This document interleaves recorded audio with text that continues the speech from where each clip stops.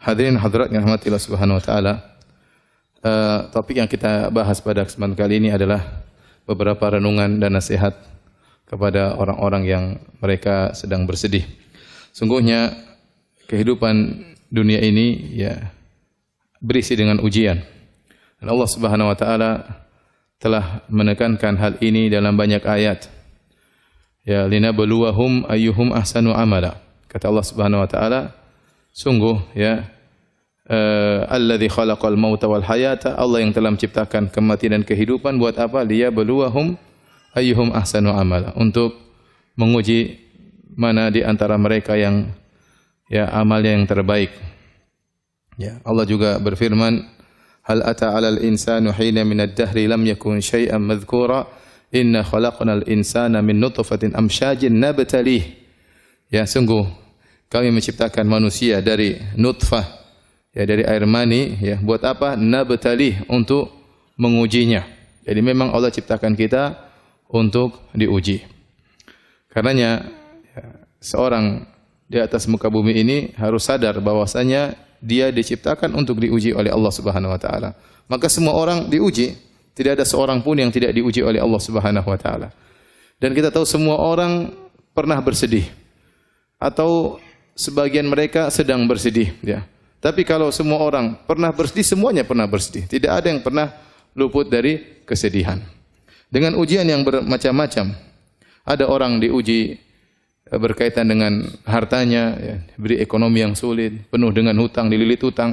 Ada orang diuji dengan badannya, ya, cacat, atau sakit-sakitan, atau tubuh yang tidak sempurna. Ya, kemudian juga ada yang wanita diberi kesedihan karena bertahun-tahun sudah menikah, tidak memiliki anak. Sementara wanita yang lain juga sedih, memiliki anak yang banyak tapi selalu menyusahkan dia, nakal, merepotkan dia. Sebagian wanita terus menangis, sudah mencapai usia tua, tidak mendapatkan suami.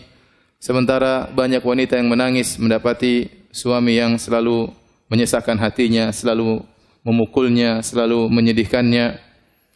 Dan demikianlah namanya ujian, ya, beraneka ragam menimpa satu dengan yang lainnya. Tapi memang berbeda-beda, ada yang ujiannya sedikit dan ada ujiannya banyak. Tetapi semua orang diuji oleh Allah Subhanahu wa taala. Dan siapapun orangnya, mau kaya atau miskin, pasti diuji, ya. Sebagaimana sering saya sampaikan, bukan hanya orang miskin yang diuji, bukan hanya orang miskin yang bersedih. Orang kaya, para pejabat, para penguasa, mereka juga diuji, mereka juga bersedih. Bukan cuma kita saja yang menangis. Bahkan orang-orang terkenal, orang-orang yang mungkin dicari-cari oleh orang tersohor, mereka pun menangis. Bisa jadi tangisan mereka lebih banyak daripada kita. Betapa sering kita melihat foto seorang pejabat, seorang penguasa yang mungkin tersenyum dalam foto tersebut. Namun kita lihat senyumannya penuh dengan keterpaksaan. Di balik senyuman tersebut dia menyimpan banyak penderitaan. Oleh karenanya siapapun orangnya di dunia ini pasti diuji, ya, pasti diuji. Ya, baik orang yang soleh maupun yang tidak soleh. Ya. Terlebih lagi Allah menjanjikan orang-orang yang beriman dengan ujian yang lebih berat. Ya. Kata Allah Subhanahu wa taala, Alif Lam Mim ahasiban nasu ayyutraku ayyaqulu amanna wa hum la yuftanun. Wa laqad fatanna alladhina min qablihim fala ya'lamanna Allahu alladhina shadaqu wa la ya'lamanal kadhibin. Kata Allah Subhanahu wa taala, Alif Lam Mim. Apakah manusia dibiarkan mereka berkata beriman sementara mereka tidak diuji? Sungguh kami telah menguji orang-orang sebelum mereka agar Allah tahu mana yang imannya benar dan mana yang imannya dusta, ya. Am hasibatum an tadkhulul jannata wa lamma ya'tikum mathalul ladzina khalau min qablikum massathumul ba'sa'u wad-dharra'u wa zulzilu. Apakah kalian menyangka kalian akan masuk surga sementara belum datang kepada kalian ujian yang pernah menimpa orang-orang sebelum kalian? Mereka ditimpa dengan penderitaan, dengan kesusahan, digoncang oleh Allah Subhanahu wa taala. Jadi orang yang beriman justru dijanjikan ujian oleh Allah Subhanahu wa taala. Demikian juga dalam hadis kata Nabi sallallahu alaihi wasallam, waktu Nabi ditanya ayyun nasi asyaddu bala'an, ya Rasulullah, siapakah orang yang paling berat cobaannya? Maka Nabi sallallahu alaihi wasallam mengatakan asyaddu nasi bala'an al-anbiya. Orang yang paling berat ujiannya adalah para nabi. Tsumma salihun, kemudian orang-orang saleh. Tsummal amsal fal amsal, kemudian selanjutnya dan selanjutnya. Yubtala rajulu ala qadri imanihi. Seorang diuji berdasarkan kadar keimanannya. In kana fi imanihi salabatun zida fi balaihi. Kalau ternyata imannya kokoh, tegar, Allah akan tambah ujiannya. Wa in kana fi imanihi riqqatun khuffifa anhu. Kalau ternyata imannya lemah ketika diuji, maka Allah akan ringankan ujiannya. Subhanallah, Allah mentakdirkan Nabi SAW adalah orang yang paling banyak ujiannya. Ujian dalam segala bentuk ujian. Ya. Lihatlah Nabi SAW dari kecil sudah diuji. Lahir dalam kondisi tidak punya ayah. Kemudian tidak lama kemudian ibunya pun meninggal. Jadi yatim piatu. Hidup dalam kondisi miskin sejak kecil sudah menggembalakan kambing. Ya. Diuji dari sisi harta. Nabi hidup dengan penuh kesederhanaan. Ya, bulan-bulan berlalu, istri-istrinya tidak ada memasak apapun di rumahnya. Rumah dengan rumah yang sangat sempit, mungkin cuma 4 kali 5 meter. Ya. Kalau terluka, dilukai oleh kaumnya, sampai berlumuran darah wajah beliau alaihi salatu wassalam. Adapun ujian penghinaan, ujian mental, maka dihina dengan berbagai macam ujian. Dikatakan pendusta, dikatakan tukang sihir, dikatakan dukun, dikatakan orang gila, ya.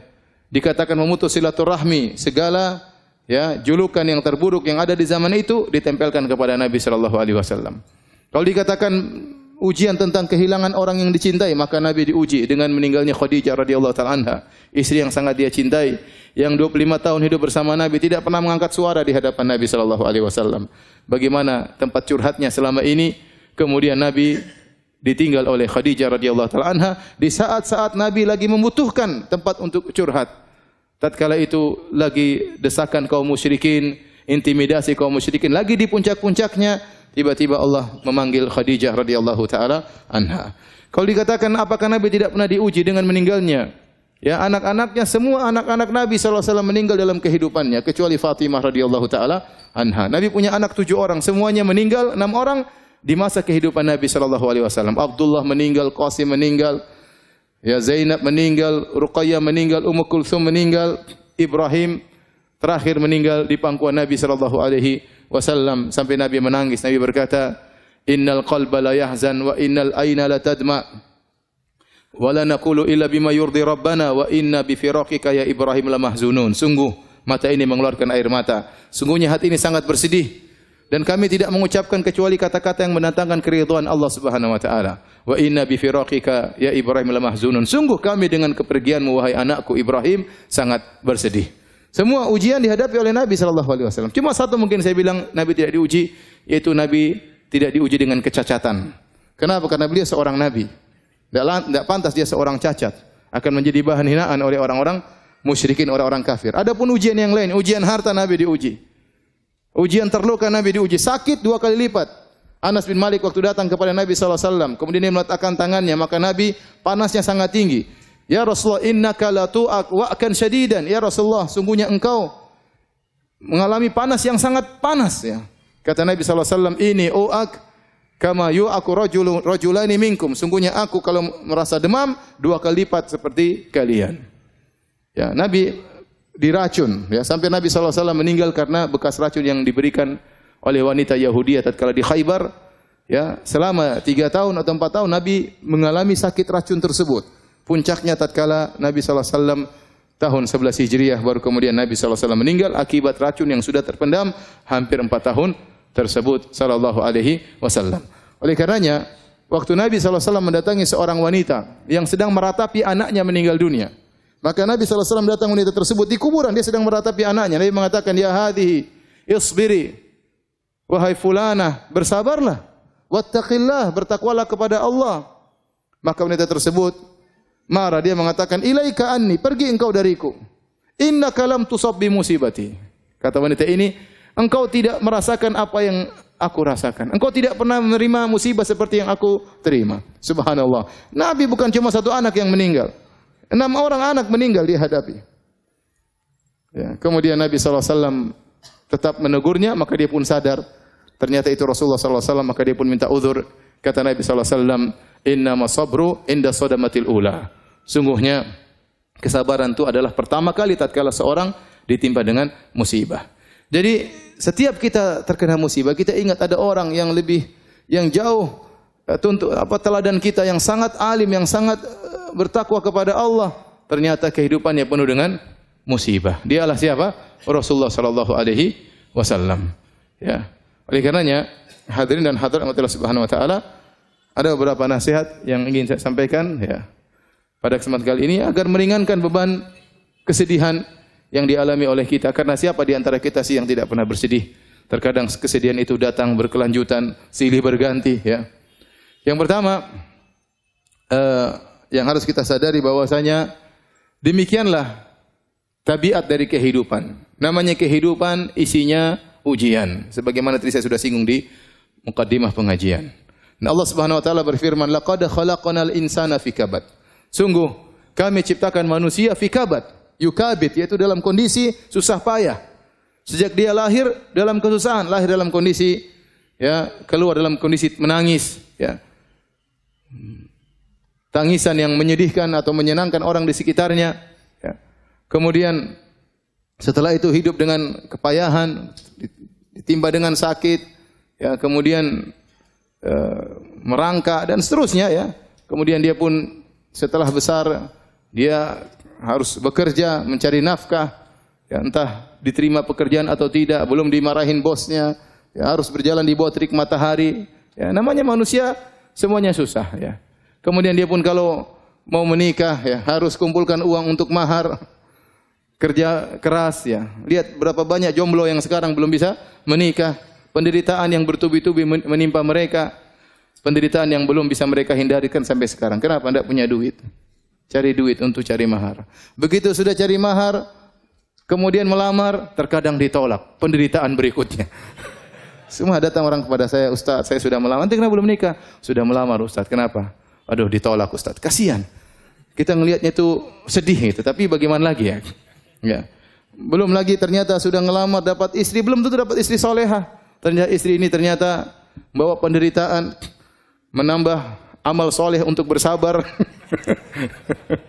Tiap hari kerjanya ngomel, banyak tuntutan. Ternyata bisa jadi dapat mertua yang ternyata tidak baik juga, banyak menuntut, terkadang menghina, berbagai macam ujian. Ya. Kemudian punya anak-anak, dia harus berusaha ngurus anak-anak, yang ini butuh sekolah, ini butuh biaya, ini butuh ini, dia kerja keras, anak-anaknya nuntut, tidak tahu bapaknya kerja setengah mati. Itulah kehidupan. Itulah kehidupan. Di sela-sela itu dia sakit, terkadang gembira, terkadang sakit, terkadang bertemu dengan orang-orang yang dia cintai, terkadang dipisahkan dengan orang-orang yang dia cintai. Kalau dia umurnya panjang, dia akan lihat banyak orang yang dia cintai meninggal sebelum dia, dan itu kesedihan yang luar biasa. Kalau dia umurnya pendek, maka dia meninggal ditangisi oleh orang-orang di sekitarnya. Demikian kondisi kehidupan. Laqad khalaqnal insana fi kabad. Kami ciptakan manusia di atas kepayahan. Makanya Imam Ahmad ditanya, kapan seorang beristirahat? Kata Imam Ahmad rahimahullah, sampai dia menginjakkan kakinya di surga baru dia apa? Istirahat. Dalam kehidupan ini dia penuh dengan ujian, penuh dengan kepayahan, penuh dengan kesulitan. Semua orang. Ya, siapa yang tidak susah? Semuanya susah. Ya, semuanya susah. Orang kaya terkadang susah dalam kekayaannya. Ya, saya pernah ketemu kawan saya luar biasa, dia kaya.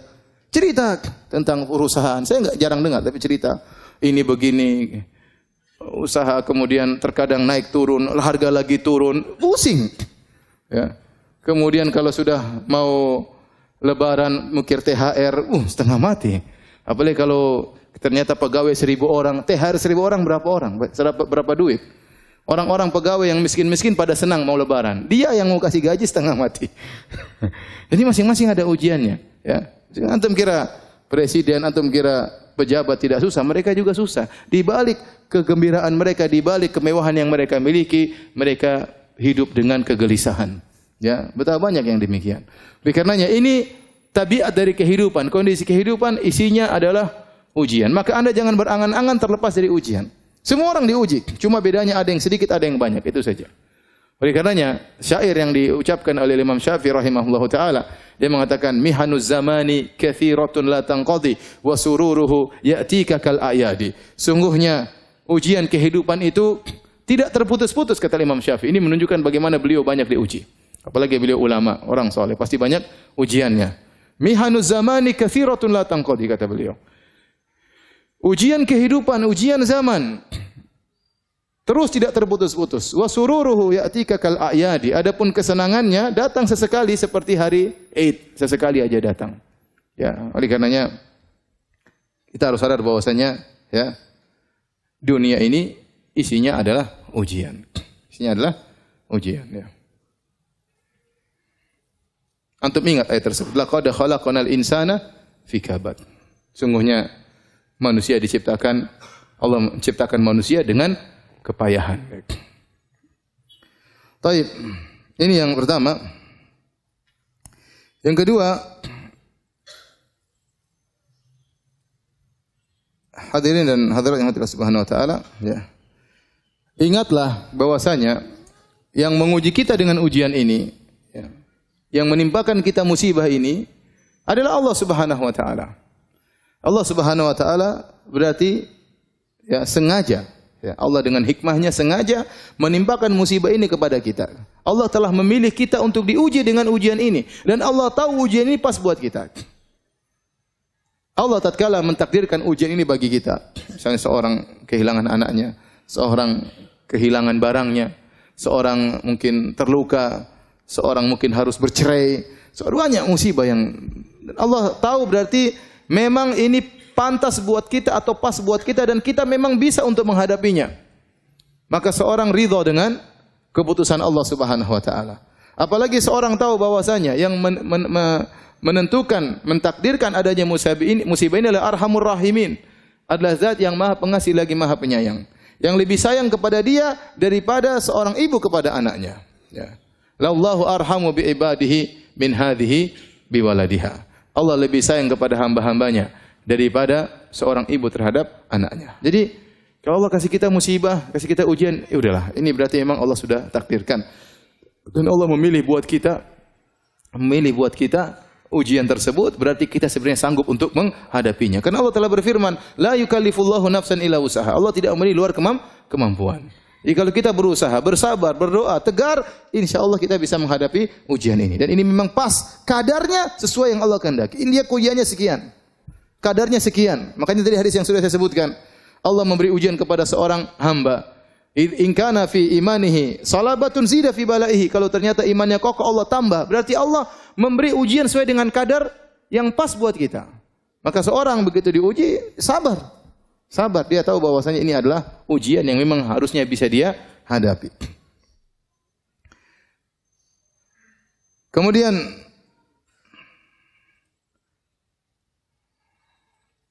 dia harus sadar bahwasanya ujian yang datang kepadanya, ya, bukan untuk membinasakannya, tetapi adalah untuk mengujinya agar Allah melihat bagaimana dia menghadapi ujian tersebut. Ya. Allah tidak membinasakannya. Allah kasih dia ujian. Ya, kalau kita diberi ujian bukan untuk membinasakan kita, tapi untuk kita hadapi ujian tersebut. Apakah kita bisa menghadapinya atau tidak? Apakah kita bersabar sehingga kita dapat pahala ataukah kita mengeluh? Ya, berkeluh kesah sehingga kita tidak mendapatkan pahala dari Allah Subhanahu wa taala. Makanya sebenarnya mengatakan ujian itu seperti obat, ya. Memang pahit tapi harus diminum. Kalau antum tidak menghadapinya dengan kesabaran, maka antum tidak akan mendapatkan kesembuhan.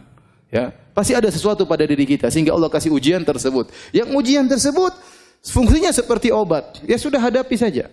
Hadapi dengan kesabaran sebagaimana kita bersabar kalau dikasih obat oleh dokter kita minum. Bahkan kalau harus diamputasi kita bersabar karena kita tahu di balik itu pasti ada kebaikan. Ini obat yang Allah berikan kepada kita, mau tidak mau inilah obat.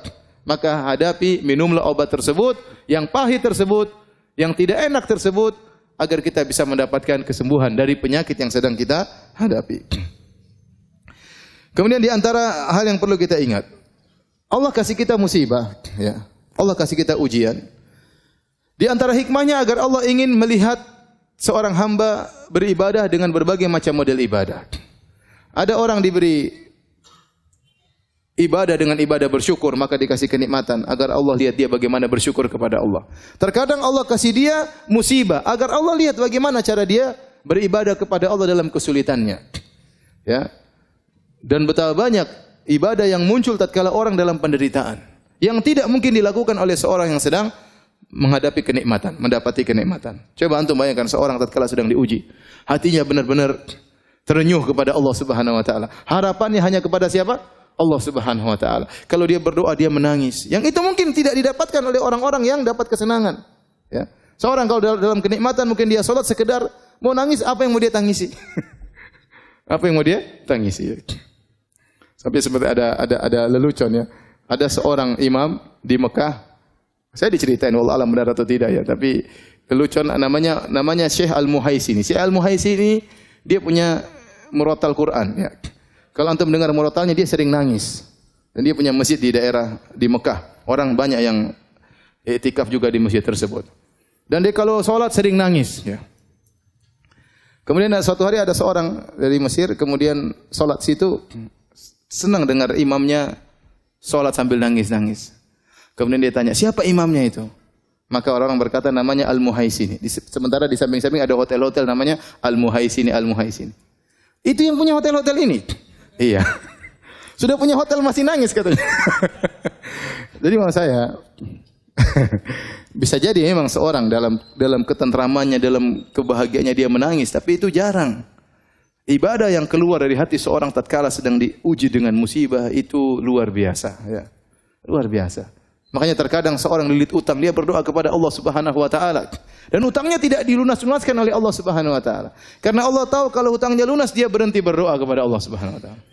Kalau utangnya lunas dia tidak lagi salat malam kepada Allah Subhanahu wa taala. Bahkan terkadang Allah menambah hutangnya sehingga dia benar-benar terjepit, sehingga dia tahu apa arti tawakal. Dia tahu apa arti apa? Tawakal. Betapa banyak orang diajari oleh Allah dengan tawakal setelah dijebak dengan ujian yang sangat berat, tidak ada yang bisa menolong dia seorang pun. Presiden pun tidak bisa menolong dia. Ya. Tidak ada yang bisa menolong dia. Kecuali siapa?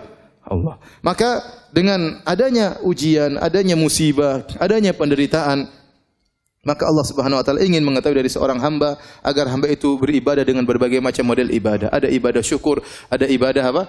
Ada ibadah sabar, ya. Ada ibadah sabar dan demikianlah, ya. Kita lihat Nabi Muhammad SAW beribadah dengan bersyukur, beribadah dengan bersabar. Kita lihat Nabi Sulaiman alaihissalam yang super kaya raya dengan dipenuhi dengan berbagai macam kenikmatan, dia juga pernah diuji oleh Allah Subhanahu wa taala. Lihat Nabi Ayub yang pernah kita sampaikan kajian, pernah diberikan kekayaan yang luar biasa dan pernah dikasih sakit yang lama. Dia pernah beribadah kepada Allah dengan syukur dan dia pernah beribadah kepada Allah dengan sabar.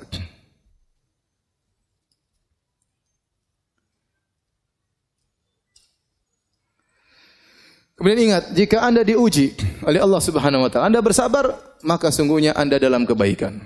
Anda masih dalam kebaikan. Kapan Anda tidak dalam kebaikan? Kalau Anda mengeluh, kalau Anda meronta, kalau Anda protes kepada Allah Subhanahu wa taala. Nabi sallallahu alaihi wasallam bersabda, "Ajaban li amril mu'min, inna amrahu kullahu khair." Sungguh menakjubkan perkara seorang mukmin. Sungguhnya perkaranya seluruhnya adalah kebaikan. Seluruhnya kebaikan. Wa laisa dzalika li ahadin illa lil mu'min. Dan ini tidak mungkin kecuali hanya kepada seorang mukmin. Seorang mukmin yang selalu dalam kondisi baik. Dan ini tidak mungkin dilakukan kecuali oleh seorang mukmin. In asabatu sarra syakara fakana khairal lahu. Kalau dia mendapati kesenangan-kesenangan maka dia bersyukur dan ini baik baginya. Wa in asabathu dharra, dan jika dia diuji dengan penderitaan, sabara, maka dia bersabar. Fakana khairal lahu, dan itu baik baginya. Oleh karenanya, jika Anda sedang diuji sementara Anda bersabar, sungguhnya Anda dalam lautan kebaikan. Kebaikan terus mengalir, argo kebaikan terus berjalan karena Anda sedang dalam kesabaran sebagaimana ya yang dijelaskan dalam hadis tersebut.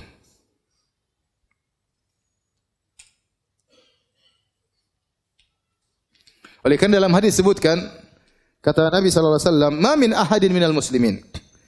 Tidaklah seorang dari muslimin yusabu bi bala'in, diuji dengan suatu ujian, suatu penderitaan fi jasadihi.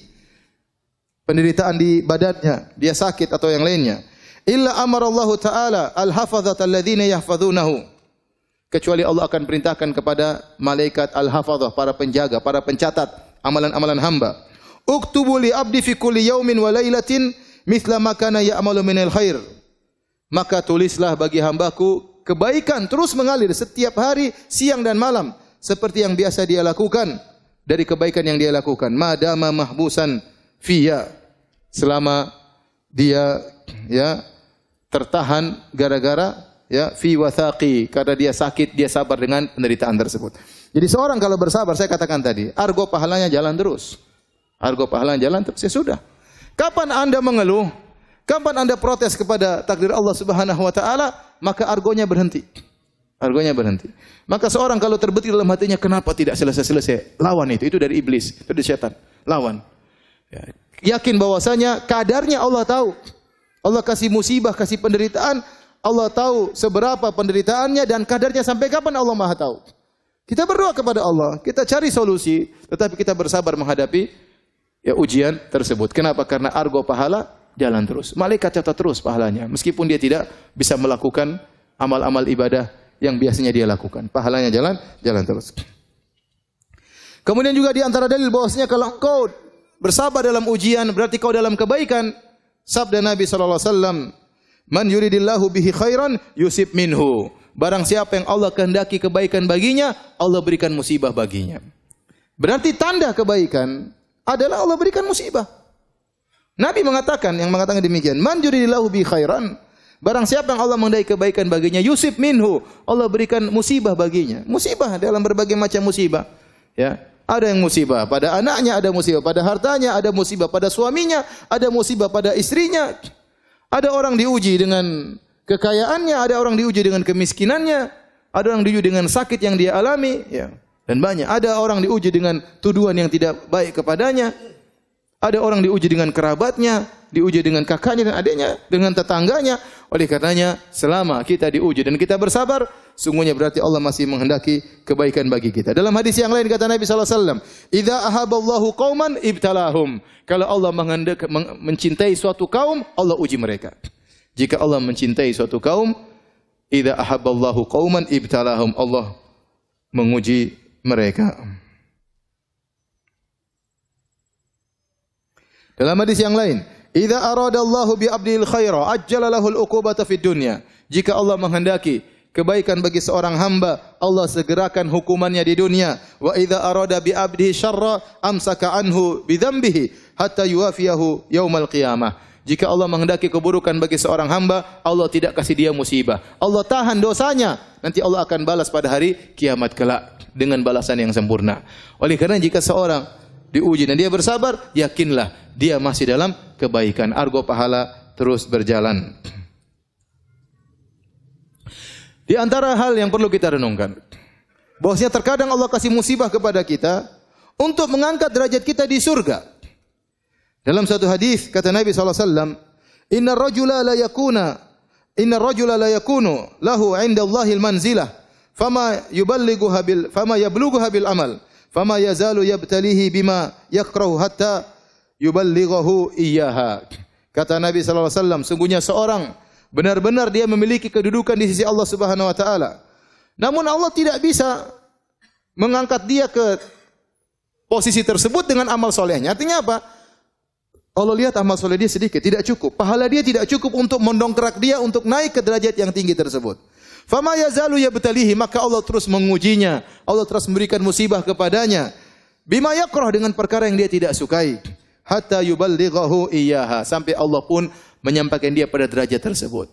Ini yang disebut dengan musibah menambah derajat seseorang. Ya, siapa di antara kita yang tahu amal solehnya banyak? Ya akhi, kita baca Quran jarang-jarang. Ya, kita salat malam jarang-jarang. Itu pun salat malam dalam kondisi ngantuk-ngantuk. Sedekah masih pelit. Berbakti sama orang tua juga jarang-jarang. Baik sama istri pun tidak banyak. Perhatian sama tetangga kurang. Zikir juga lisan tidak pernah basah dengan zikir kepada Allah Subhanahu wa taala. Ibadah kita kurang. Kalau kita mau kita kalkulasi ibadah kita sangat sedikit. Terus kita ingin mendapat derajat yang tinggi, tidak ada cara lain kecuali dengan dikasih musibah. Di balik musibah tersebut banyak ibadah-ibadah yang mau tidak mau kita lakukan. Ya, kerendahan diri, kesedihan, kembali kepada Allah Subhanahu wa taala, menangis dalam sujud, menangis dalam salat malam. Ternyata dengan dikasih musibah tersebut, pahala kesabaran seorang hamba mengangkat dia pada derajat yang tinggi. Kalau dengan amal saja dia tidak mampu. Inilah maksud dari hadis tersebut. Dalam riwayat yang lain, kata Nabi sallallahu alaihi wasallam, "Innal 'abda idza sabaqat lahu minallahi manzilatun falam yablugha bi amalin ibtalahu Allahu fi jasadihi." Sungguhnya seorang hamba jika telah tercatat ya bahwasanya dia punya kedudukan di sisi Allah dan dia tidak bisa sampai pada kedudukan tersebut dengan amal dia, maka Allah akan mengujinya pada jasadnya. Au malihi, atau Allah akan mengujinya pada ekonominya, pada hartanya. Au fi waladihi, atau Allah akan mengujinya pada anaknya. Subhanallah. Mungkin dia diuji pada jasadnya, mungkin terluka, mungkin sakit, mungkin celaka, atau diuji pada hartanya, mungkin usahanya gagal, mungkin kerugian, mungkin uangnya dicuri, mungkin uangnya dirampok, mungkin ada yang hilang. Au fi waladihi, mungkin anaknya yang sakit, mungkin anaknya meninggal. Subhanallah. Allah kasih ujian kepada dia. Tsumma sabbarahu ala dzalik, kemudian Allah bikin dia bersabar atas ujian tersebut. Hatta yuballighahul manzilata allati sabaqat lahu min Allah. Sampai Allah pun menaikkan dia, mendongkrakkan dia, didongkrak sampai pada posisi yang sudah tercatat baginya di sisi Allah Subhanahu wa taala. Jadi seorang tatkala diuji ingat hal ini. Amalan saya masih sedikit. Bisa jadi ujian inilah yang meninggikan derajat saya. Kemudian di antara hal yang perlu dia ingat tatkala dia sedang bersedih diuji dengan ujian, ingatlah bahwasanya ujian tersebut sebagai kafarah, menghilangkan dosa-dosanya. Menghilangkan dosa-dosanya. Kata Nabi sallallahu alaihi wasallam, "Ma yusibul muslim min nasabin wala wasabin wala hammin wala hazanin wala adan wala ghammin hatta syaukata yushakuha illa kafarallahu biha min khatayahu." Kata Nabi sallallahu alaihi wasallam, tidaklah sesuatu pun menimpa seorang muslim, baik keletihan, bahkan keletihan, baik nasabin, keletihan, baik wasab, sakit apapun, sampai demam, ya, sampai demam. Kata Nabi sallallahu alaihi wasallam, la tasubbi al-humma, jangan engkau mencela demam. Fa innaha tudhibu khataya bani Adam kama yudhibul kir khabathal hadid. Sungguhnya demam itu menghapuskan dosa-dosa seorang anak Adam sebagaimana alat pandai besi menghilangkan karat dari besi. Jangan mencela penyakit, jangan mencela demam, kata Nabi sallallahu alaihi wasallam. Jadi seorang letih, seorang sakit, ya, wala hazanin, kemudian juga kesedihan yang menimpanya, ya, sampai wala hammin, ya, ham itu kekhawatiran tentang di kemudian hari, gimana nanti besok, bagaimana lusa, bagaimana tahun 2000 sekian, bagaimana anak saya kalau sudah besar. Kekhawatiran ini pun ini kesedihan. Kalau hazan, kesedihan tentang masa lalu. Kalau hammin, kegelisahan, kekesian tentang masa depan yang dikhawatirkan. Ini juga menghapuskan dosa-dosa. Wala adzan, dan juga gangguan orang yang orang berikan kepada dia dizalimi, dia diganggu, dikata-katain, dituduh yang tidak digibahi. Ini semua penghapus dosa. Wala ghammin, kegelisahan. Seorang muslim terkadang tidak jelas, tahu-tahu dia gelisah, tahu-tahu ada hatinya lagi tidak tenteram, tidak tahu kenapa. Ketahuilah itu penghapus dosa-dosa. Wala syauka yushakuha, bahkan duri yang mengenai tubuhnya, kecuali Allah akan menghapuskan dosa-dosanya. Maka seorang bersabar, ya, tatkala, ya, diberi ujian oleh Allah Subhanahu wa taala. Ya, sampai dalam hadis disebutkan sampai dia diuji oleh Allah terus, sampai dia berjalan di atas muka bumi tidak ada dosa sama sekali. Berjalan dengan santai, tidak ada satu dosa pun yang ada di tubuhnya. Kenapa? Selama ini dia bersabar tatkala diuji oleh Allah Subhanahu wa taala. Terkadang orang, ya ikhwan, diuji dengan berbagai macam ujian, dari ujian satu ke ujian yang lain. Dan itu yang dialami oleh Nabi sallallahu alaihi wasallam. Terkadang orang dikasih uji dengan satu ujian. Karena kalau Allah tahu dia mampu menghadapi ujian ini. Kalau dikasih ujian lain mungkin dia tidak mampu. Ya sudah, Allah kasih dia misalnya kesulitan ekonomi terus sampai dia meninggal dunia. Itu ujian yang bisa dia hadapi. Dia sabar. Ada orang dikasih misalnya cacat atau dikasih sakit. Ujian terus bertahun-tahun sampai dia meninggal dunia. Allah tahu ini ujian yang bisa dia hadapi. Inilah yang bisa mengangkat derajatnya. Ini yang bisa menghapuskan apa? Dosa-dosanya. Ya akhi, sekarang kita banyak dosa. Saya sering sampaikan kalau zaman dahulu orang ingin tidak berdosa gampang. Tinggal dalam rumah tidak berdosa. Sekarang dalam rumah juga berdosa. Sendirian juga berdosa. Selama pegang HP berdosa. Kalau internet mati baru tidak berdosa. Kamu internet mati apa yang mau dilihat? Enggak ada. Mau gibah enggak ada teman gibah kalau sendirian. Mau dengar berita gibah pun tidak bisa. Mau tulis status komentar sana komentar sini pun tidak bisa. Mau riak dengan status enggak bisa. Sudah. Tapi sekarang dimanapun seorang bisa bermaksiat. Selama sinyal masih nyala bisa bermaksiat. Nah, ini kesempatan Allah kasih ujian menghapuskan dosa-dosa kita. Kita tidak minta kepada Allah, ya Allah ujilah saya. Jangan. Kata Nabi SAW, la tatamannau liqa'al adu. Jangan kalian berangan-angan untuk bertemu dengan musuh. Fa idza laqitumuhum fasbiru, fasbutu. Kalau ketemu dengan musuh sabar. Kita tidak minta diuji, tapi kalau Allah kasih ujian kita bersabar. Karena ujian tersebut menghapuskan dosa-dosa. Ujian apapun ya, ujian apapun. Sedih, gelisah, kekhawatiran, takut, jengkelan, ya. Pulang ke rumah diomelin istri, itu menghapus dosa-dosa. Alhamdulillah. Kenapa Mas? Alhamdulillah. Bilang Mas, alhamdulillah. Semua omelanmu, semua teriakanmu menghapuskan dosa-dosaku. Kalau aku bersabar ya. Kalau enggak bersabar tambah dosa. Coba ini tadi hadisnya. Ma yazalul bala'u bil mu'min. Senantiasa ujian menimpa seorang mukmin wal mu'minah dan juga seorang wanita mukminah fi nafsihi wa waladi wa malihi. Allah kasih ujian ini berganti-ganti ujiannya. Bayangkan, senantiasa ujian menimpa seorang mukmin atau seorang mukminah fi nafsihi, pada badannya, pada hatinya sakit, sedih. Waladihi, mungkin diganti lagi pada anaknya. Wa malihi, anaknya sudah, hartanya juga kena. Hatta yalqallaha ta'ala wa ma alaihi khati'ah, sampai dia bertemu dengan Allah, tidak ada satu dosa sedikit pun yang dia bawa. Ini menunjukkan musibah, ya, menghapuskan dosa-dosa.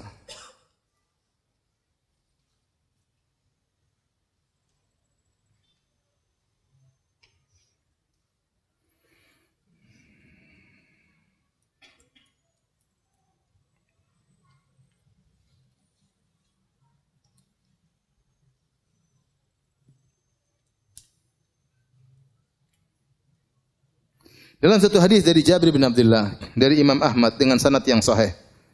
Innal humma ista'dzanat ala Rasulullah sallam. Demam datang menemui Nabi sallallahu alaihi wasallam, minta izin kepada Nabi sallallahu alaihi wasallam. Ini kekuasaan Allah. Datang demam. Kemudian Nabi bertanya, "Man hadhihi?" Siapa ini yang minta izin? Kata demam Ummu Mildam, dan itulah kunyahnya demam, humma. Maka fa amara biha ila ahli Quba. Maka Nabi perintahkan dia untuk pergi ke penduduk kota Quba agar mereka yang ditimpa dengan demam. Falaqu minha ma ya'lamullah. Maka mereka pun ditimpa dengan demam karena Nabi mengarahkan demam tersebut untuk menimpa penduduk Quba. Fasyaku dzalika ilaihi. Maka mereka pun mengeluh kepada Nabi sallallahu alaihi wasallam, "Ya Rasulullah, kami ditimpa demam." Mereka sakit penduduk kota Quba. Di Madinah dan Quba, ya. Penduduk kota Quba. Maka Nabi berkata, "Ma syi'tum, in syi'tum an ad'ullaha lakum fayakshifaha ankum wa in syi'tum an takuna lakum tahuran." Terserah kalian wahai penduduk kota Quba. Kalau kalian berkehendak, aku akan berdoa kepada Allah agar Allah menyembuhkan kalian dari demam tersebut. Demam tersebut diangkat oleh Allah Subhanahu wa taala. Kalau kalian mau, maka demam ini akan menjadi pembersih dosa-dosa kalian. Maka mereka berkata, "Awa taf'aluhu?" Apakah demam bisa menghilangkan dosa-dosa kami? Qala na'am, kata Nabi, iya. Qalu fada'ha, kata mereka, biarkan demam tersebut menimpa kami. Ini demam menghilangkan apa? Dosa-dosa. Demam menghilangkan dosa-dosa. Hadis ini disahihkan oleh Syekh Albani rahimahullahu taala. Oleh karenanya, bukankah kalau kita menyungguh orang sakit, apa yang kita katakan? Tahur insyaallah. Tahur insyaallah. Ya, membersihkan dosa-dosa. Insyaallah di situ tahqiq untuk menunjukkan pasti membersihkan dosa-dosa jika Anda bersabar. Ya. Untuk menunjukkan pemantapan, tahur insyaallah. Ini penyakit yang menimpamu akan menghilangkan dosa-dosamu jika engkau bersabar.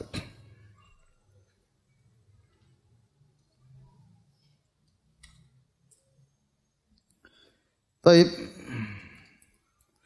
Nasihat berikutnya para hadirin dan hadirat yang dirahmati oleh Allah Subhanahu wa taala. Bisa jadi musibah yang menimpa kita ini merupakan sebab terhindarkan dari musibah yang lebih besar. Ya, bisa jadi musibah yang menimpa kita merupakan sebab yang untuk menghindarkan musibah yang lebih besar.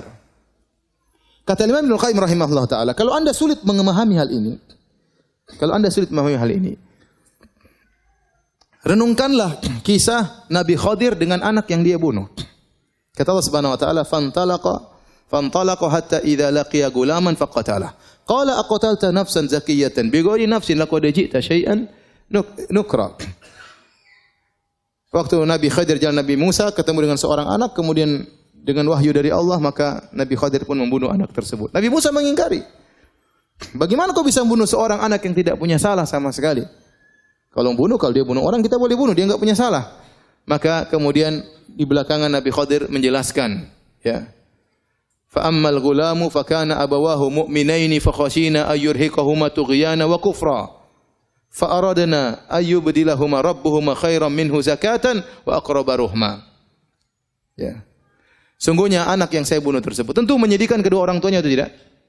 Menyedihkan kedua orang tuanya. Anaknya meninggal dunia. Tapi kata Nabi Khadir, sungguhnya anak ini Kalau dia besar, dia akan menjerumuskan kedua orang tuanya ke dalam kekufuran. Dia akan menjerumuskan kedua orang tuanya ke dalam kekufuran. Maka kami ingin anak ini diganti. Maka anak ini meninggal dan itu musibah. Kemudian Allah menggantikan dengan anak yang lebih baik. Ini dijadikan barometer Ibnu Qayyim rahimahullah ta'ala. Kalau Anda tidak bisa memahami musibah itu bisa menghilangkan musibah yang lebih besar, maka renungkanlah apa? Kisah ini. Renungkanlah kisah ini. Contoh kisah lain disebut oleh para ulama tentang Ahad Qadat Ubaidillah bin Ziyad. Salah seorang panglimanya Ubaidillah bin Ziyad. Tahu siapa Ubaidillah bin Ziyad? Ubaidillah bin Ziyad ialah panglima atau yang telah membunuh, yang memimpin untuk membunuh siapa? Al-Husain. Al-Husain bin Ali bin Abi Thalib radhiyallahu ta'ala anhuma dalam bencana Karbala. Waktu dia naik di atas rumahnya, seorang panglima dari anak buah Ubaidillah bin Ziyad yang biasanya memimpin peperangan, dia naik di atas atap al-Sata, kemudian dia jatuh sehingga kakinya dua-duanya patah. Maka dia dijunguk oleh seorang ulama yang bernama Abu Kilabah, muridnya Anas bin Malik radhiyallahu ta'ala anhu. Maka dia mengatakan, insyaallah lebih baik, ya, insyaallah ini lebih baik yang Allah takdirkan bagi engkau. Maka dia bilang, apa yang lebih baik daripada kedua kaki patah? Dia tidak tahu. Kemudian 3 hari berikutnya tiba-tiba datang surat panggilan dari Ubaidillah bin Ziyad agar dia memerangi peperangan untuk membunuh atau untuk mencegah Husain bin Ali bin Abi Thalib. Akhirnya datanglah utusan tersebut, dia berkata, lihatlah bagaimana saya mau berangkat sementara kedua kaki saya apa? Patah. Akhirnya tidak jadi dia. 11 hari kemudian datang kabar Husain telah terbunuh. Dia bilang, rahimallahu Abu Kilabah. Semoga Allah merahmati Abu Kilabah. Benar nasihatnya.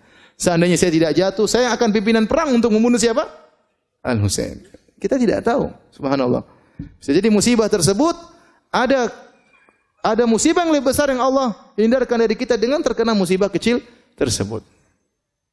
Sebagaimana kisah yang sering saya sampaikan tentang seorang raja yang memiliki wazir, menteri yang selalu mengatakan al-khair khiratullah, yang terbaik adalah pilihan Allah Subhanahu wa taala. Kisah ini sering disampaikan oleh para ulama, saya tidak tahu akan kesahihannya. Dia seorang menteri yang selalu berkata yang terbaik pilihan Allah Subhanahu wa taala. Setiap ada orang terkena musibah dia datang, yang terbaik pilihan Allah Subhanahu wa taala. Orang terkena musibah, yang terbaik pilihan Allah Subhanahu wa taala. Sampai akhirnya sang raja tangannya terputus karena terpotong, dia datang kepada sang raja, dia berkata, yang terbaik pilihan Allah Subhanahu wa taala. Maka raja pun marah. Apa yang terbaik? Tangan saya putus, jari saya putus, kau bilang yang terbaik. Masukkan ini menteri dalam penjara.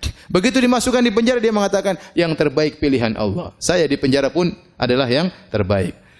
Suatu hari sang raja kemudian sedang berburu dengan menteri-menterinya, kemudian mereka berburu, kemudian mereka berburu, keasyikan berburu sampai keluar daripada daerah kekuasaannya.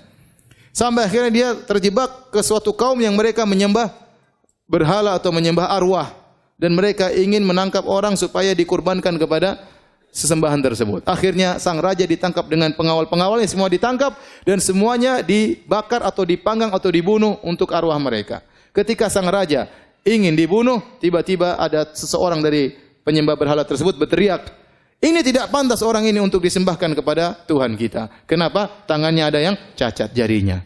Yang cacat tidak boleh. Seperti kambing, kalau ada kambing yang luka, tidak boleh. Ada kambing yang buta, tidak boleh. Ini tidak cacat untuk jadi korban. Kalau korban harus orang yang tidak boleh cacat. Akhirnya raja tersebut disuruh pulang dan dia selamat gara-gara jarinya yang putus. Maka dia ingat perkataan menterinya, benar perkataan menteriku, yang terbaik adalah apa? Pilihan Allah Subhanahu wa taala. Maka dia segera pulang ketemu menterinya, dia mengatakan, benar perkataanmu, yang terbaik adalah pilihan Allah. Terus kamu waktu di penjara, kenapa kau bilang terbaik pilihan Allah? Kata dia, kalau saya tidak di penjara, tentu saya akan ikut berburu sama Anda dan saya jadi korban. Jadi maksud saya, seorang renungkan ini kisah bisa jadi musibah, ya, mendatangkan atau menolak musibah yang lebih besar. Saya pernah dengar cerita ada seorang, dia menemani orang untuk pergi ke bandara. Ya, tamu datang, kemudian dia pun menemani tamu tersebut menunggu ke bandara. Ternyata pesawat delay.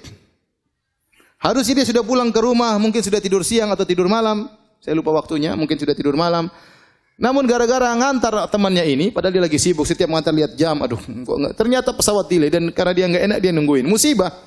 Waktu dia terbuang, pekerjaannya tertunda. Subhanallah, sampai akhirnya temannya tersebut berangkat, dia pulang ke rumah, ternyata rumahnya kecurian. Ada rampok datang masuk kemudian mengambil hartanya. Kemudian dia tambah jengkel lagi. Dia bilang, coba ini. Itu gara-gara pesawat. Coba kalau tadi saya pulang lebih cepat mungkin saya tidak kecurian. Maka ada tetangga yang negur, ya akhi, ihmadillah, pujilah Allah. Apa ada perampok datang baik-baik sama ente? Kalau ente lagi di rumah mungkin ente dibunuh sekalian. Ente bersyukur yang diambil cuma harta. Nyawa ente tidak diambil oleh para perampok tersebut. Oleh karenanya seorang kalau terkena musibah, ya dia bilang bisa jadi bisa jadi ini menolak musibah yang lebih besar. Contoh ada seorang anaknya yang dia sangat sayangi meninggal dunia. Anak ini akan memberi syafaat pada hari kiamat. Dia pikir yang baik-baik aja. Bisa jadi anak ini besar belum tentu saya bisa ngurus dia. Apalagi zaman sekarang dunia gadget, anak-anak sekarang sudah kalau kita dengar berita mengerikan, anak SD berzina, mengerikan ya. Kadang-kadang saya malas lihat berita di situ ya. Tapi kadang lagi Google buka tahu ada berita di bawahnya mengerikan isinya. Zaman sekarang subhanallah. Zaman sekarang kita punya anak besar belum tentu bisa kita rawat, belum tentu bisa kita didik, bisa jadi bumerang bagi kita pada hari kiamat. Oleh karenanya, ya, apapun musibah menimpa kita, ya, kita bilang ini insyaallah menolak musibah yang lebih besar. Kita tahu ataupun kita tidak ketahui.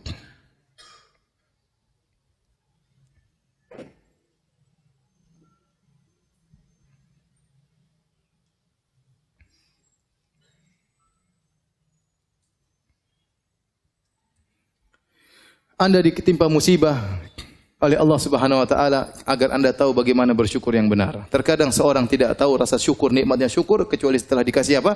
Musibah. Seorang terkadang lupa dengan kenikmatan sehat kecuali setelah dikasih apa? Sakit. Baru dia tahu betapa nikmatnya sakit. Sebagaimana pepatah mengatakan, "Lau lam takun musibah lama kanat hunaka sa'adah." Kalau bukan karena musibah tidak ada namanya kebahagiaan. Karena seorang benar-benar merasakan kebahagiaan setelah mengalami apa? Musibah.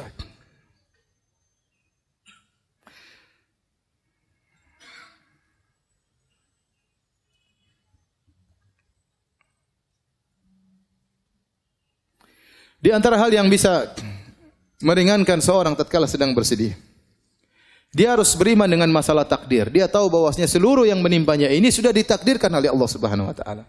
Tidak mungkin dia hindari. Nabi sallallahu alaihi wasallam ya mengatakan, "Ma asabaka lam yakun liyukhti'ak wa ma akhta'aka lam yakun liyusibak." Apa yang menimpamu tidak bisa kau hindari. Dan apa yang terhindar darimu tidak mungkin menimpamu. Ini sudah pasti ya. Innallaha kataba maqadiral khalaiq qabla an yakhluqas samawati wal ard bi 50,000 sanah. Sungguhnya Allah mencatat takdir seluruh makhluk, termasuk Anda ini makhluk. Takdir Anda telah ditulis oleh Allah secara detail, masing-masing kita secara detail. Ya, dari masih nutfah sampai meninggal dunia sudah dicatat oleh Allah dengan detail dan Anda tidak akan keluar dari takdir tersebut. Ya. Bahkan Allah catat tersebut 50.000 tahun sebelum Allah ciptakan langit dan bumi, bukan sebelum 50.000 tahun sebelum ente diciptakan, enggak. 50.000 tahun qabla an yakhluqas samawati wal ard, sebelum Allah ciptakan langit dan bumi. Kata Nabi sallallahu alaihi wasallam, "Rufi'atil aqlam wa jaffatis suhuf." Pena-pena sudah diangkat dan lembaran sudah kering, tidak ada perubahan. Maka mau tidak mau Anda tidak akan bisa menghindar dari musibah tersebut. Karena musibah tersebut sudah tercatat bagi Anda. Tinggal bagaimana Anda menghadapi musibah tersebut. Kalau Anda menghadapinya dengan sabar, fa anta ma'jur, maka engkau dapat pahala. Tapi jika engkau menghadapinya dengan tidak bersabar, fa anta ma'zur, engkau dapat dosa. Tetap saja tidak terhindar. Mau diapain? Sekarang kalau ada misalnya seorang ibu anaknya meninggal dunia, kemudian dia meronta-ronta, menangis-nangis, apakah anaknya bisa hidup kembali? Nggak bisa. Percuma. Tinggal di hadapan dia mau meronta-ronta, dapat dosa. Dia bersabar, kesedihan ada. Nabi pun bersedih. Tapi dapat pahala. Tinggal dia pilih yang mana. Dan tidak akan merubah kondisi. Tidak akan merubah kondisi. Seandainya kalau dia meronta-ronta, menangis-nangis, anaknya hidup kembali, silakan meronta-ronta. Tapi tidak ada, tidak bisa.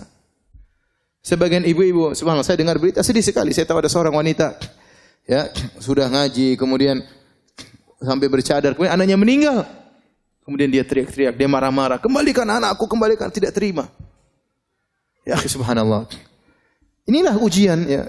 Inilah ujian. Memang berat. Siapa yang bilang ringan? Berat sekali. Tapi anti diuji agar anti mencapai derajat yang tinggi, mendapatkan pahala yang besar. Maka jangan hadapi ujian tersebut dengan bentuk protes kepada takdir Allah, tidak menerima takdir Allah Subhanahu wa taala, tidak akan bisa merubah kondisi tersebut. Anti meronta-ronta, anti marah-marah, anti ngamuk-ngamuk, anti banting sini banting anu, tidak akan merubah kondisi.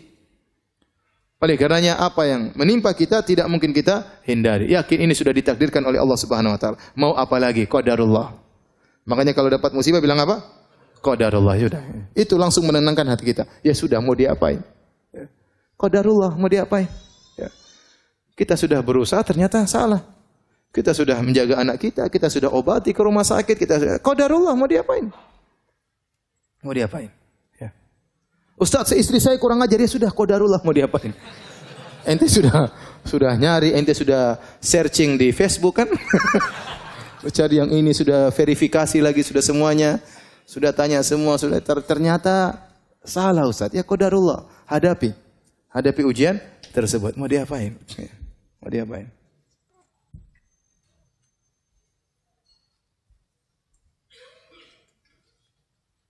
Bisa ada seorang, dia hitam, kemudian tapi dia tinggi. Kemudian dia ingin menikah dengan perempuan yang cantik, meskipun pendek putih, supaya anaknya apa? Tinggi dan putih. Ternyata qadarullah.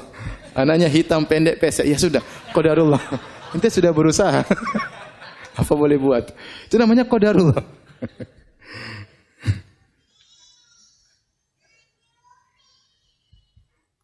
Jadi yang paling mudah membuat orang sabar adalah yakin bahwasanya semuanya sudah ditakdirkan oleh Allah Subhanahu wa taala.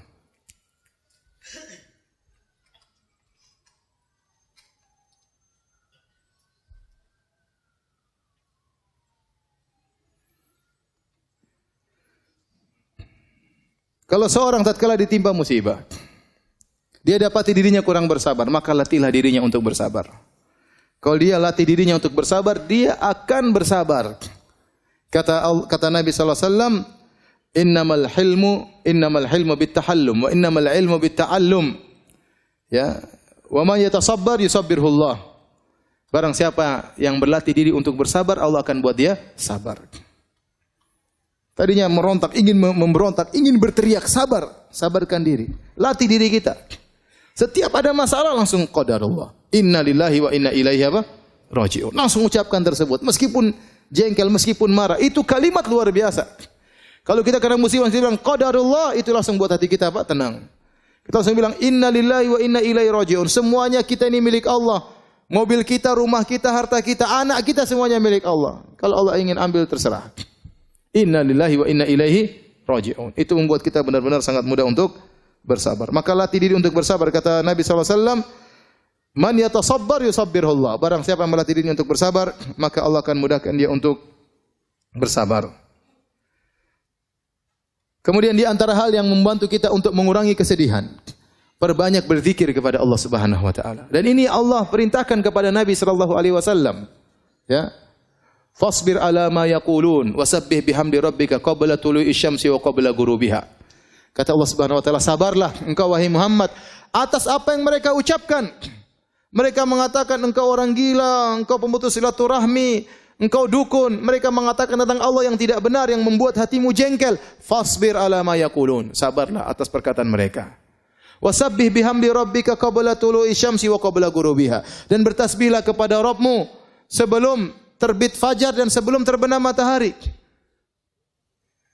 Sebelum terbit matahari dan sebelum terbenam matahari, waktu subuh, sebelum subuh bangun, zikir pagi petang, zikir kepada Allah. Itu menghilangkan kesedihan. Banyak berzikir mengingat Allah Subhanahu wa taala. Oleh karenanya juga kata Allah Subhanahu wa taala, "Wa laqad na'lamu annaka yadhiqu sadruka bima yaqulun. Wasabbih bihamdi rabbika wa kum minas sajidin." Kata Allah, sungguh kami tahu dadamu sempit wahai Muhammad atas perkataan mereka. Antum kira waktu Nabi Muhammad dikatakan orang gila, orang sinting, dia tidak sakit hati? Dia sakit hati. Sampai Allah mengatakan, "Wa laqad na'lamu annaka yadhiqu sadruk." Sungguh kami tahu hatimu sedih wahai Muhammad. Kata Allah Subhanahu wa taala. Kami tahu hatimu sempit akan akibat yang mereka ucapkan. Apa solusinya? Wasabbih bihamdi rabbik, maka bertasbihlah, banyak berzikir, subhanallah, subhanallah, subhanallah. Wa kum minas sajidin, banyak salat. Banyak sujud kepada Allah Subhanahu wa taala. Itu di antara hal yang buat kita meringankan kesedihan kita. Keluhkan kesedihan kita kepada Allah Subhanahu wa taala. Fasabrun jamil. Sabar jamil, apa itu sabrun jamil? Kesabaran yang indah, maksudnya kesabaran yang tidak disertai dengan syakwa, keluhan kepada makhluk. Adapun syakwa kepada Allah, mengeluhkan penderitaan kita itu tidak mengapa. Itu kebiasaan para nabi. Nabi mengeluhkan kesulitannya kepada Allah Subhanahu wa taala. Nabi Yakub mengatakan, "Innama ashku bathi wa husni ila Allah." Aku mengeluhkan kesedihanku, ya kegelisahanku, penderitaanku hanya kepada Engkau ya Allah.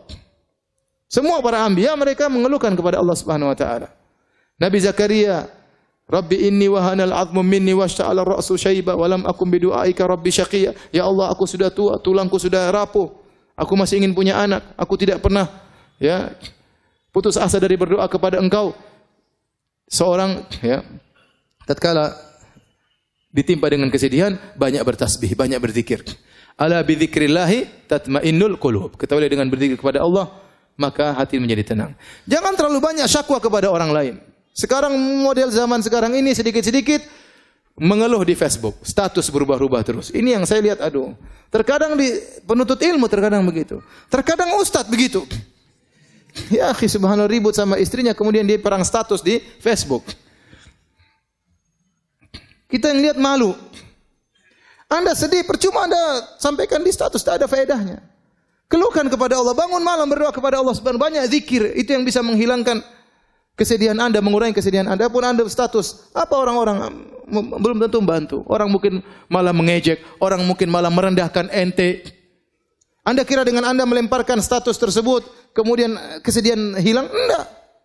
Kemudian setelah Anda bikin status, ente lihat lagi komentar, lebih lagi sedih lagi. Kalau enggak ada yang komentar Anda bersedih, ternyata murid-murid saya tidak ada yang perhatian sama saya. Kalau ada yang komentar, ente bersedih juga. Belum ada balasan status lain, waduh repot. Ngapain kita seperti itu? Ente ingin hilang kesedihan, berzikir kepada Allah Subhanahu wa taala. Sebagian ibu-ibu seperti itu, statusnya menunjukkan penderitaan terus. Tahu-tahu status ada jantung berbentuk love terbelah dua, subhanallah. Ada apa Kenapa begini? Kenapa jantungnya terbelah dua? Menimbulkan banyak pertanyaan. Ya. Repot ya. Banyak ya. Nanti status macam-macam ya Allah. Jangan mengeluh kepada manusia, rugi. Betapa banyak berharap kepada orang, dia akan kecewa. Mengeluh kepada manusia tidak ada yang dia dapatkan. Tidak ada solusi. Paling mereka mengatakan sabar. Sabar. Hidup juga ujian. Saya juga sudah tahu. Ya udah tahu, sabar makanya. Ngapain ngeluh sama manusia? Hati-hati ibu-ibu yang suka rubah-rubah status ibu-ibu ini. Jangan. Sedikit status, foto profilnya diganti-ganti, jangan. Kalau terkena musibah, sedih, banyak berzikir, banyak baca Quran. Quran itu syifa, obat. Ya. Orang kalau baca Quran, apa dalam doa Nabi sallallahu alaihi wasallam, Allahumma ya, apa namanya doa melanggasin, anta ja'al Qur'ana rabi'a sadri wa apa ya Allah, jadikan Al-Qur'an sebagai penyejuk hatiku, ya. Kemudian menghilangkan kesedihanku dan menghilangkan ya wa dhahaba gumumina wa ahzanina, menghilangkan kegelisahan, kesedihan. Di antaranya baca Al-Qur'an.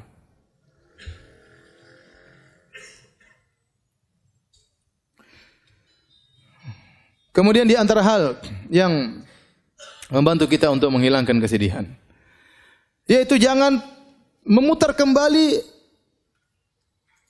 masa-masa yang lalu. Kenangan-kenangan lalu hapuskan. Ada seorang mungkin ya punya anak meninggal dunia. Kemudian dia masih simpan bonekanya, dia masih simpan bajunya. Ini jangan, ini menyiksa diri. Sudah sedekahkan kepada orang lain. Nanti dilihat bonekanya, dia nangis lagi lihat anaknya. Lihat sepedanya, dia nangis lagi lihat apa? Anaknya. Jadi itu terjadi. Sudah, itu semua barang kasih orang. Jangan mencoba untuk mengingat masa lalu yang menimbulkan kesedihan, karena itu diingin oleh setan. Ya. Setan ingin apa? Liyahzunal ladzina amanu. Setan ingin agar orang beriman sedih. Kenapa kalau orang beriman sudah sedih dan kesedihannya berlebih-lebihan, tidak mengantarkan dia dekat kepada Allah, akhirnya banyak perkara akhirnya terbengkalai. Dia kalau sudah sedih, terlalu sedih, ngurus anak-anak yang lain susah. Perhatian sama suami susah. Dia pun jarang pengajian, dia cuma baca Quran, nangis saja kerjanya. Maka segala hal yang membuat kita kesedihan tentang masa lalu, ngapain kita ingat-ingat kembali? Semua kenangan-kenangan hilangkan. Kalau punya foto-foto di HP, hilangkan semua. Ya ngapain? Nanti lihat, nangis lagi. Tiba-tiba nangis lagi. Ya enggak usah. Enggak usah. Baik tentang orang tua kita, baik tentang anak-anak kita yang sudah lalu biarlah berlalu. Ya. Ngapain kita menjebak diri kita pada kesedihan yang lalu yang tidak mungkin kita perbaiki lagi, mustahil, tidak mungkin kita kembalikan lagi, mustahil. Ya sudah, maka segala hal yang membuat kita teringat dengan masa lalu, kesedihan yang berkepanjangan, maka hendaknya kita hindari. Kemudian jangan lupa ya untuk menghadiri majelis ilmu. Di antara zikir yang menenangkan hati majelis ilmu, dengar pengajian tentang kesedihan, ya, tentang tawakal, tentang sabar, tauhid, terutama pengajian tentang tauhid. Dengar bagaimana Tuhan kita, bagaimana Allah Subhanahu wa taala, bagaimana Allah melakukan semuanya dengan hikmah. Ya, bagaimana Allah terkadang menguji hamba-hambanya, baca kisah-kisah orang terdahulu. Dengar pengajian tentang bagaimana kisah para ulama diuji, sehingga kita tahu bahwasanya kita ini diuji tidak ada apa-apanya dibandingkan dengan mereka. Ya. Dan ini membuat kita lebih ringan kesedihan kita. Kemudian jangan lupa perkara yang penting tatkala kita terkena kesedihan, berusaha membantu orang lain. Berusaha membantu orang lain. Oleh karenanya Al-Imam As-Sa'di, gurunya Syekh Utsaimin rahimahullah taala pernah berkata, dia mengatakan, dua pokok kebahagiaan adalah pertama ikhlas kepada Allah, yang kedua membantu orang lain. Ini dua pokok kebahagiaan. Anda kalau ingin bahagia, lakukan dua ini. Pertama ikhlas. Berusaha dalam segala kegiatan ikhlas karena Allah, bukan mencari komentar manusia, bukan karena kepentingan duniawi, bukan untuk melihat ya like atau dislike, tidak peduli. Saya mencari komentar Allah Subhanahu wa taala. Kapan Anda bisa ikhlas dalam segala kegiatan Anda, maka Anda akan meraih kebahagiaan. Yang kedua, membantu orang lain. Setiap kita bantu orang lain, maka Allah akan berikan kita kebahagiaan. Allah berfirman, ya ayyuhalladzina amanu idza qila lakum tafassahu fil majalisi fafsahu yafsahillahu lakum. Bahkan perkara yang mungkin tidak butuh biaya membantu orang. Kata Allah, ya wahai orang yang beriman, jika dikatakan kepada kalian lapangkan majelis supaya atau rapatkan supaya orang bisa masuk duduk bersama antum di masjid, maka berilah kelonggaran bagi mereka. Yafsahillahu lakum, maka niscaya Allah akan berikan kelapangan bagi kalian. Kata para ulama termasuk kelapangan dada. Kelapangan dada. Ya, padahal tidak butuh biaya sehingga orang datang, silakan duduk samping saya. Itu ente bikin begitu, ente dapat apa? Kebahagiaan. Tidak usah jauh-jauh, kita sholat Jumat misalnya. Sholat Jumat, full masjid rame. Ada orang bingung cari apa? Cari tempat. Kemudian kita, sini, kita rapat-rapat sedikit. Silakan, sambil antum tersenyum. Dia kemudian berdiri samping antum. Itu Allah kasih kebahagiaan bagi antum. Begitu saja. Sebaliknya, kalau antum kemudian bawa sajadah sendiri, sholat Jumat, terus kaki ente lebarin. Ente sudah siap mau datang, ente nggak mau. Dia mau sampingin, ente semakin lebarin. Pasti ente dapatkan hati ini jengkel, grundel. Allah bikin hati ente menjadi apa? Sempit. Berbuat baik kepada orang lain pasti mendatangkan kebahagiaan. Antum lihat orang di jalan, orang menyeberang, orang lagi sibuk-sibuknya, ente sempatkan waktu ngantar orang kakek tua tersebut sebentar. Berhentikan kemudian antum berjalan ngantar orang tersebut. Allah pasti kasih kebahagiaan. Dan ini asal kebahagiaan adalah membantu orang lain. Di saat-saat kita penuh kesedihan, jangan lupa kita memberi kebahagiaan kepada orang lain. Niscaya kesedihan tersebut akan dikurangi oleh Allah Subhanahu wa taala. Ya. Oleh karena saya katakan manusia paling berbahagia adalah siapa? Adalah Rasulullah sallallahu alaihi wasallam. Kenapa? Dia selalu menebar kebahagiaan bagi orang lain. Siapapun yang minta bantuan kepada Nabi, maka Nabi pun membantunya sebisanya. Itulah Rasulullah sallallahu alaihi wasallam. Maka cobalah kalau kita ditimpa kesedihan, bantu orang lain. An-nafa' al-muta'addi. Bantu orang lain, maka insya Allah akan berikan kebahagiaan bagi kita.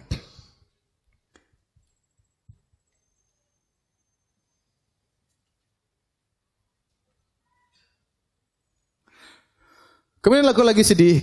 Ada hal-hal perkara yang kata para ulama, perkara yang materi yang mungkin bisa membantu kita untuk bahagia. Ya misalnya kita mungkin sedih, ya. Kalau makan bakso hilang kesedihan, ya makan bakso aja enggak apa-apa. Enggak ada masalah. Lagi enggak enak badan, lagi enggak enak hati, pengin mana? Pengin lihat hijau-hijau, udah pergi hijau-hijau lihat, enggak ada masalah. Jangan kunci pintu, matikan lampu, tambah sedih. Ya, ini di antara hal. Kemudian saya kalau ketemu si fulan, saya selalu bahagia, dia orangnya lucu. Ya udah pergi ke orang tersebut. Ketemu ngobrol sama dia, ganti suasana. Nah, apa kita lakukan untuk menghilangkan apa? Kesedihan, ya. Ya, senang dengan warna tertentu. Kalau warna hijau, indah, hati menjadi tentram. Ada ibu-ibu senang lihat warna ungu, ya. Lihat sudah lakukan, tidak ada masalah.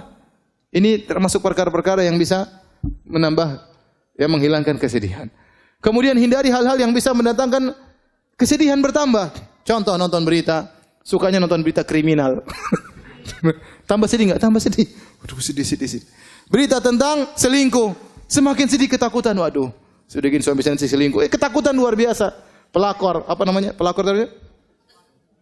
Pelari apa? Oh, perebut laki orang. Saya kira pelari laki orang. Perebut berita-berita seperti itu akhirnya bikin gelisah, bikin sedih. Ketemu orang yang mulutnya kotor, jangan ketemu dia. Ketemu majelis-majelis ghibah, jangan. Ini bikin kesedihan semuanya. Ganti suasana, ya. Ganti suasana. Kalau punya grup ternyata isinya berita-berita enggak enak, left, tinggalkan grup. Cari grup yang lain yang bisa mendatangkan apa? Kebahagiaan. Tidak ada masalah. Itu juga di antara hal yang bisa mengurangi kesedihan.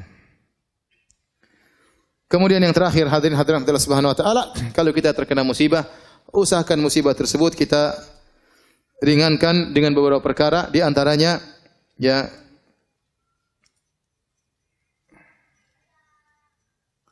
ingat musibah yang lebih berat daripada yang kita alami, ya. Kalau kita terkena musibah, misalnya ada seorang tangannya terluka, kemudian dia memuji Allah, alhamdulillah. Kenapa ente memuji Allah? Alhamdulillah, bukan di lisanku. Coba kalau lidahku yang luka, bukan di mulutku, bukan di wajahku, seperti itu. Ya. Ada seorang salaf yang kemudian kakinya luka, maka dijenguk oleh seorang, kemudian dia mengatakan, alhamdulillah, yang membiarkan dirimu masih lebih banyak daripada yang hilang. Yang hilang satu kaki, badan masih lengkap, mata masih bisa melihat, ya. Kemudian badan masih ada, ya. Masih banyak musibah yang lebih berat daripada yang kita alami. Maka dengan begitu kita menjadi lebih ringan. Seorang misalnya, maka ada seorang wanita pernah dia lagi sedih, dikasih kertas. 2. Satu kamu catat tentang apa yang diambil oleh Allah, satu kamu catat tentang apa yang Allah berikan padamu. Coba, misalnya seorang kecurian, taruhlah mobilnya dicuri sama orang. Dia isi di catatan tersebut, mobil dicuri, nilai 400 juta. Terus dia catat yang Allah berikan sama dia banyak sekali. Istri, harganya berapa istri? Mahal istri. Anak-anak ini mahal, rumah, kemudian mobil yang lain masih ada, kesehatan. Ini kalau dikalkulasikan duit banyak sekali. Iya. Banyak. Makanya di antara hal yang buat kita untuk meringankan musibah kita ingat bahwasanya nikmat yang Allah berikan kepada kita jauh lebih banyak daripada yang Allah ambil dari kita. Jauh lebih banyak. Kalau antum suruh isi kertas isi nikmat-nikmat Allah, antum tidak bakalan mampu. Terlalu banyak kenikmatan tersebut. Nikmat bisa masih mengaji, nikmat masih bisa ke masjid, nikmat masih bisa dengar pengajian, nikmat masih bisa baca Al-Quran, nikmat masih bisa sujud, nikmat masih bisa melihat berbagai keindahan. Diambil sebagian dari Allah, tidak apa-apa. Ya sudah, itu namanya kehidupan. Hal ini mengurangi beratnya musibah yang kita hadapi. Di antaranya melihat kepada orang-orang yang penderitanya lebih parah daripada dia. Ya, antum lihat, ya. Kita ini masih penuh kenikmatan. Coba lihat di negara-negara lain, ya. Negara lain seperti di Suriah. Ada sampai orang mengatakan, saya ya berapa tahun lalu saya masih buka puasa sama keluarga saya, sama kakak, sama adik, sama ini. Sekarang yang satu di Afrika, yang satu di Asia, yang satu di mana, subhanallah, gara-gara perang. Semuanya tercerai-berai, ya. Oleh karenanya nikmat yang kita rasakan sangat luar biasa. Sekarang kita di Indonesia Masya Allah mau dakwah di mana-mana masih bisa pengajian, ketemu tetangga juga masih bisa. Alhamdulillah masih banyak kenikmatan. Orang lain masih banyak ujiannya lebih berat. Maka betapapun kita terkena musibah pasti ada orang lebih berat daripada kita. Seorang yang misalnya dia tidak punya kendaraan, hanya punya sepeda. Ya lihat ke bawah masih banyak orang yang tidak punya sepeda masih jalan kaki. Lihat ke bawah lagi masih ada orang yang tidak bisa jalan kaki bahkan naik kursi roda tidak bisa jalan. Ada yang tidak bisa naik kursi roda terduduk di rumahnya enggak bisa apa-apa. Masih ada orang yang seperti itu. Maka semakin kita lihat orang yang lebih parah daripada kita, maka insyaallah mengurangi penderitaan musibah yang kita hadapi. Kemudian kita selalu bertafaul, yaitu optimis bahwasanya betapapun lama musibah yang kita alami pasti ada jalan keluar. Inna ma'al usri yusra. Pasti ada jalan keluar. Di balik kesulitan ada kemudahan. Namanya mendung tidak selalu mendung. Namanya musim panas tidak selalu musim panas. Akan datang musim apa? Dingin. Ya. Ya, tidak selama musim kemarau. Musim kemarau semakin parah. Penghujungnya adalah musim apa? Penghujan. Kegelapan yang semakin gelap kegelapan menuju kepada terbitnya fajar. Jadi maksud saya, kita senantiasa optimis ya. Namanya begitulah kehidupan. Nanti akhirnya kesedihan-kesedihan tersebut jadilah tinggal cerita. Dulu begini ya. Dulu begini. Ya, bahwasanya musibah tersebut tidak akan selama-lamanya. Dan itulah tabiat daripada kehidupan, datang kesedihan, datang kesenangan. Taib hadirin dan hadirat Allah Subhanahu wa taala, inilah yang bisa saya sampaikan ya. Bahwasanya tatkala kita dikasih musibah kita bersabar. Sampai ada seorang penyair berkata, sungguhnya Allah menyiapkan istana di surga. Yang istana tersebut isinya adalah kesedihan. Isinya adalah kegelisahan. Dipagari dengan penderitaan. Yang bisa masuk hanya dengan membawa kunci kesabaran. Oleh karenanya seorang ya dunia ini tidak ada yang tidak diuji. Ya, antum diuji, ustaz juga diuji. Ujian berbeda-beda ya. Ujian berbeda-beda. Tidak ada yang tidak diuji oleh Allah Subhanahu wa taala, tinggal bagaimana kita menghadapi ujian tersebut. Terkadang ada ujian yang sama dihadapi oleh dua orang, yang satu dengan tentram, yang satu penuh penderitaan, gelisah menangis, yang satu dengan tentram menghadapinya. Kenapa? Imannya berbeda. Padahal ujiannya sama. Wallahu a'lam bishawab.